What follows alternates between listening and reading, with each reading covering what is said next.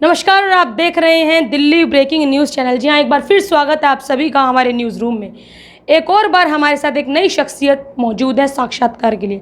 आपको बता दें, जो ये आज हमारे साथ मौजूद है, इनका नाम है रानी सरकार। ये कोई बता दें कि बहुत बड़ी नेता नहीं है, बता दें कि कोई सेलिब्रिटी नहीं है।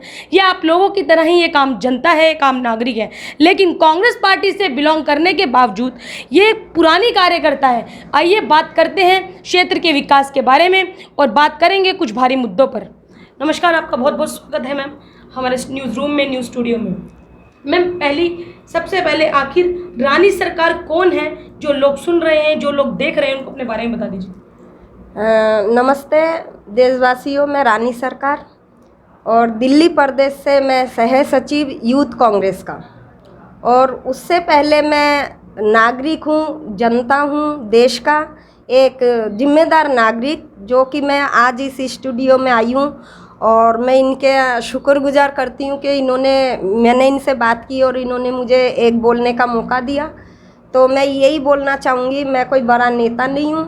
और सबसे पहली बात, मैं अपने जो क्षेत्र है वजीराबाद गांव और विधानसभा तिमारपुर पड़ता है, तो मैं यहाँ के कुछ क्षेत्र के लिए मैं बात करना चाहती हूँ, ख़ास तौर से यहाँ के जो नेता हैं अमलता सांगवान जी के बारे में, जो यहाँ की निगम पार्षद जी हैं। चलिए इनसे सवालों का पिटारा शुरू करते हैं और बातचीत करते हैं।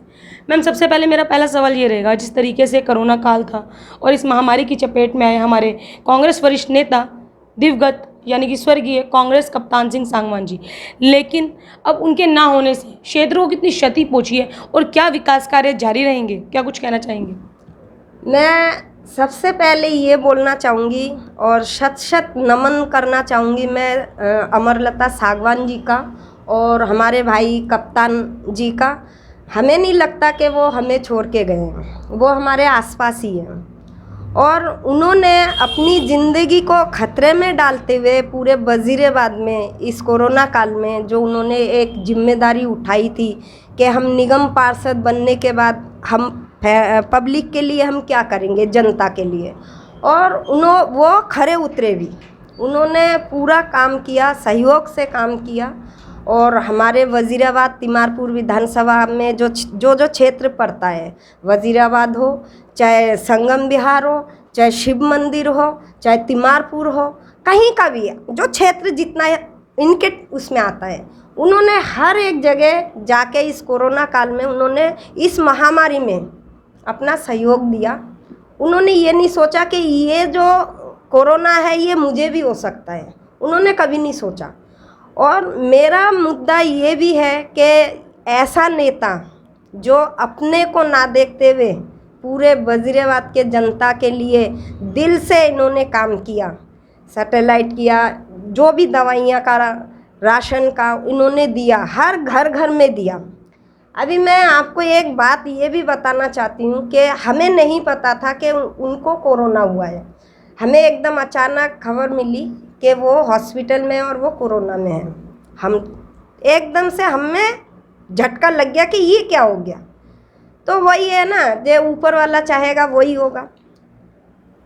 अब क्या कर सकते हैं, चलो वो जो हुआ वो हुआ। लेकिन मैं सलाम करती हूँ अमरलता सांगवान जी का, जिनके कहते हैं ना कि एक औरत के लिए अगर पति चला जाए तो इससे बड़ा दुखद घटना और कुछ हो नहीं सकता। और उसके बाद उन्होंने जाते ही 3-4 दिन बाद ही वो फिर से लग गए सेवा में, और यहाँ तक अपने एक बेटे को भी उन्होंने इसमें डाल दिया। रानी जी, अभी आपने बार बार बोला सेवा सेवा सेवा सेवा, लेकिन कई लोगों की, क्षेत्र की जनता की ये कंप्लेंट्स आती हैं कि निगम पार्षद अमरलता सांगवान जी की जो सेवाएं हैं वो कहीं ना कहीं किसी इलाके तक ही सीमित है, वो हर जगह हर गलियों में उपलब्ध नहीं है। कहीं ना कहीं कुछ कमियां हैं जिन पर आज भी नज़रअंदाज किया जा रहा है। तो कितना सत्य और कितना असत्य है इस पर? मैं आपको ये बता दूं, ये आपका जायज़ बात है जो आपने पूछा कि बहुत से लोग, भगवान तो है नहीं ना, पूरे क्षेत्र में वो हर एक कोने में नहीं जा सकते। उन्होंने फ़ोन के ज़रिए उन्होंने अपना नंबर दे रखा था कि जिसको ज़रूरत हो वो प्लीज़ इस नंबर पे फ़ोन करें। ठीक है, हर एक गली में वो जाते हैं, हर एक गली में एक साथ वो मौजूद नहीं हो सकते थे। अब मैं 13 नंबर में रहती हूँ, मेरे गली में जब दवाई की छिड़काव नहीं हुआ, मैंने कॉल किया, मैंने कहा दीदी हमारे गली में करके जाओ। हला उस गली में बड़ी गाड़ी नहीं जा सकती, उन्होंने छोटी गाड़ी से उन्होंने करवाई, सैनिटाइज करवाया। हाँ दवाई छिड़काई। उसके बाद आप कैसे कह सकते हैं हम पब्लिक, कहते हैं ना कि अगर उनमें पब्लिक में कमी है, नेता कोई भी नेता में कोई कमी नहीं होती, मेन कमी होती है पब्लिक में। हमारा जो कप्तान जी है भैया अमरलता सागवान जी जो है, दोनों पति पत्नी जिस हिसाब से लगे थे ना, उस हिसाब से मुझे दिखा दो। उन पब्लिक से, उन जनता से मैं ये कहना चाहूँगी कि अभी जो यहाँ के एमएलए हैं दिलीप पांडे जी, जब वो वोट लेने के लिए वो हर एक गली में दिखे थे, कोरोना काल में मैंने किसी गली में नहीं देखा उनको।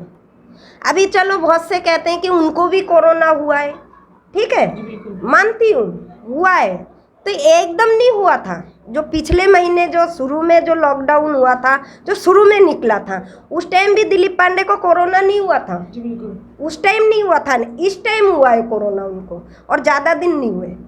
तो मैं ये कहना चाहती हूँ कि उन लोगों से भी तो कुछ सवाल करो जो उनसे भी अधिकार में बड़े हैं, वो कहाँ गए इस टाइम। रानी जी, अभी इलेक्शन को कुछ ही महीने रह रहे हैं और निगम पार्षद अमरलता सांगवान जी का कार्यकाल जो है समापन को होने को है। According to you, as a not Congress कार्यकर्ता बट एज अ आम जनता, क्या सोचते हैं, मैडम को दोबारा मैदान में उतरना चाहिए या नहीं उतरना चाहिए? यदि अब देख रहे हैं कि उनका बेटा भी राजनीति में उतर चुका है, अगर मेल सीट हुई तो हो सकता है कि ध्रुव सांगवान जी आ जाए, और अगर फीमेल सीट हुई तो हो सकता है कि अमरलता दीदी दोबारा आ जाए आपकी, क्योंकि आप दीदी बोलते हैं। तो आप बताइए जनता को, क्या उनका ये डिसीज़न या जनता का दोबारा उनको इलेक्शन में जिताना क्या सही डिसीज़न होगा, या मतलब वो दोबारा उस मुकाम तक पहुंचेंगी जिस मुकाम पर जब कप्तान जी थे तब वो पहुंची थी? जी ऐसा कुछ नहीं है, मैं आपको बता दूं, जो इंसान सच्चा सेवक होता है ना, उनके घर से जो कहते हैं ना, अब लगा लो जैसे कि मैं इंदिरा गांधी जी को ले रही हूँ, हालांकि मैं उनसे नहीं मिला रही हूँ, वो हमारे बहुत आदरणीय हैं, तो उनके परिवार से सभी ने सेवा करते करते वो एक एक करके चले गए। अब बचे कौन? राहुल गांधी जी बचे, इकलौता बचे। उन्होंने सेवा करना तो बंद नहीं किया, राजनीति में आना बंद नहीं किया। राजनीति आप नहीं कह सकते हो इस चीज़ को। इसको अगर हम लोग सही मुद्दे में देखा जाए कि हमें एक मुखिया चाहिए होता है, देश का एक मुखिया, जैसे प्रधानमंत्री होते हैं, तो ऐसे गांव का, क्षेत्र का एक मुखिया चाहिए होता है, जो कि हम निगम पार्षद एमएलए के रूप में चुनते हैं।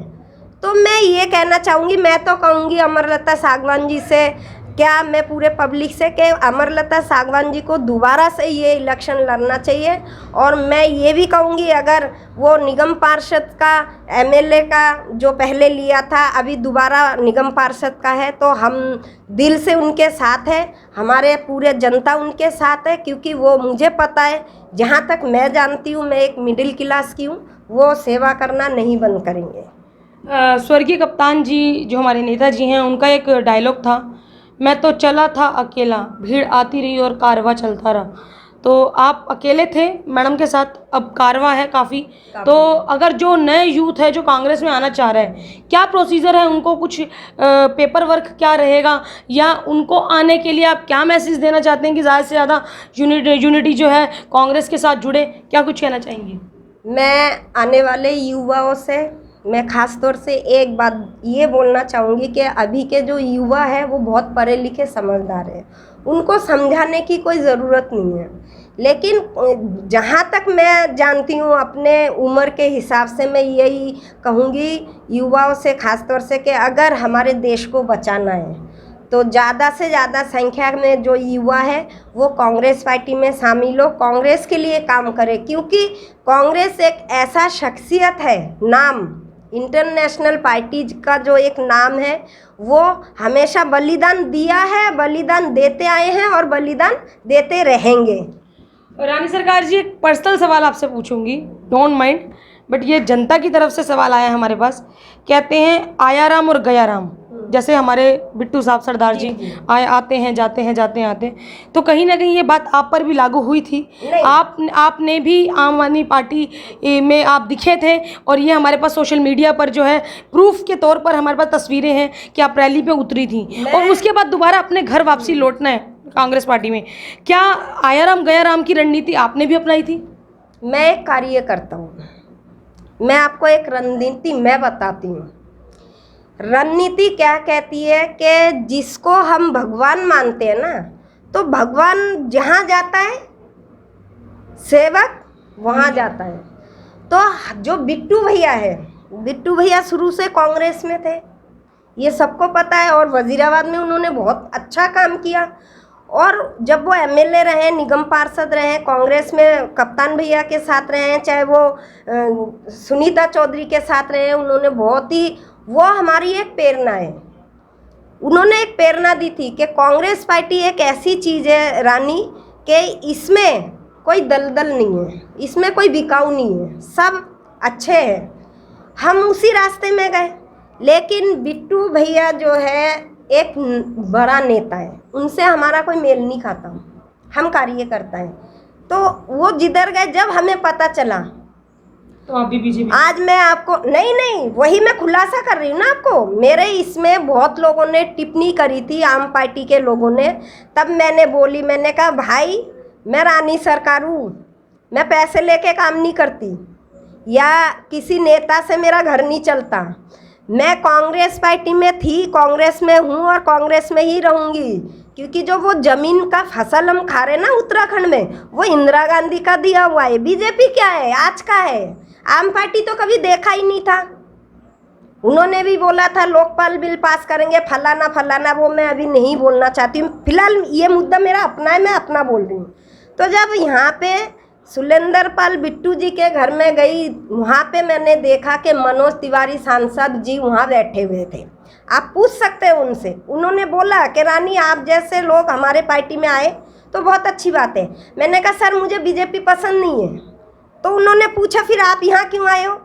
मैंने कहा बिट्टू भैया के लिए आई हूँ, मैं बिट्टू भैया के लिए आई हूँ इसलिए कि उन्होंने मेरी बेटी के शादी में एक हेल्प किया था, तो मैं उस नाते से आई हूँ। मैं नेता के नाते से नहीं गई, और मैं अब भी कह रही हूँ, मैं आज भी जा सकती हूँ बिट्टू भैया के घर, मुझे कोई पार्टी नहीं रोक सकती। वो हमारा आपसी मैटर है, एक भाई बंदी का नाता है, इसलिए हम ये चीज़ बोल ही नहीं सकते।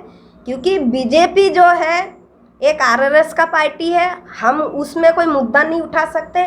मेन मुद्दा जो मेरा है, मैं अमरलता सागवान को दोबारा मैं इसमें देखना चाहती हूँ।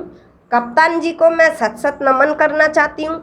बाकी बात रही जो पलटी खाते हैं, जो कहते हैं ना लुढ़कता बैगन, तो वो लुढ़कते बैगन ना अपने घर भरते हैं। हम घर भरने वालों में से नहीं है। हम आज भी किराए के मकान में रहते हैं। अगर हमें घर भरना होता, अभी आम पार्टी की बताऊँ मैं, बहुत से लोग राशन के चक्कर में आम पार्टी में जा रहे हैं, ठीक है, कि राशन मिल जाए। हमें राशन नहीं चाहिए, हम आधा रोटी खा लेंगे, कांग्रेस में रहेंगे। आपसे एक आखिरी सवाल पूछकर साक्षात्कार को यहीं ख़त्म करूंगी। जो जनता इस समय आपको देख रही है, रानी सरकार को देख रही है, एज अ कार्यकर्ता को देख रही है, आपको पता है देश में महामारी बहुत गंदी फैली हुई है, कोरोना का, और अब एक ब्लैक फॉरेक्स बीमारी, जो ब्लैक कलर के धब्बे होते हैं वो है। तो जनता को, यूथ को, क्षेत्र को और अपने रिलेटिव्स को हमारे चैनल दिल्ली ब्रेकिंग न्यूज़ के माध्यम से क्या कुछ सलाह मशवरा देना चाहेंगी? घर में रहें, अगर नहीं जाना कंधों पर तो कृपया करके घर पे रहें, तो क्या कुछ कहना चाहिए? मैं पूरे देश के जनता से मैं ये बोलना चाहती हूँ, मैं इतनी बड़ी भी नहीं हूँ, मैं एक आम नागरिक हूँ, मैं इतना ज़्यादा भी पढ़ी लिखी नहीं हूँ। मैं नहीं कहती कि मैं पढ़ी लिखी हूँ। घर पे रहे, सुरक्षित रहे, और सबसे पहले मैं ये बोलना चाहूँगी कि जो बिस्तरा है, जो पायदानी है, जो मेन चीज़ हमारा चप्पल है, जब हम कहीं जाते हैं तो उस चप्पल को कृपया करके घर के अंदर ना लें। क्योंकि बहुत से होते हैं कोरोना पॉजिटिव निकल जाते हैं तो वो थूक देते हैं, हालांकि उनको पता नहीं होता कि वो थूक देते हैं, और उस चप्पल में करके वो घर में प्रवेश कर जाती है, तो वो कीटाणु फैल जाता है। तो चप्पल को धोए कृपा करके, और पायदानी खास तौर से धोए, और अपने आप को साफ़ सुथरा रखें, और गर्म पानी पिए, फ्रिज का पानी बिल्कुल ना लें, और दिन में 3-4 बार चाय ज़रूर पिए। थैंक यू जी, आपने इतना कीमती समय हमें दिया। ये थे रानी सरकार जी, जो कि कांग्रेस की काफ़ी वरिष्ठ कार्यकर्ता हैं, एक सीनियर एक मेंबर हैं वहाँ की। तो ऐसे ही नई शख्सियत के लिए सब्सक्राइब करना ना भूलिएगा, देखना ना भूलिएगा दिल्ली ब्रेकिंग न्यूज़ चैनल। और यदि आपको इनका इंटरव्यू, हमारी और इनकी मुलाकात रूबरू पसंद आया हो तो इस वीडियो को लाइक कीजिएगा, शेयर कीजिएगा और ज़्यादा से ज़्यादा कमेंट कीजिएगा। जय हिंद, जय भारत।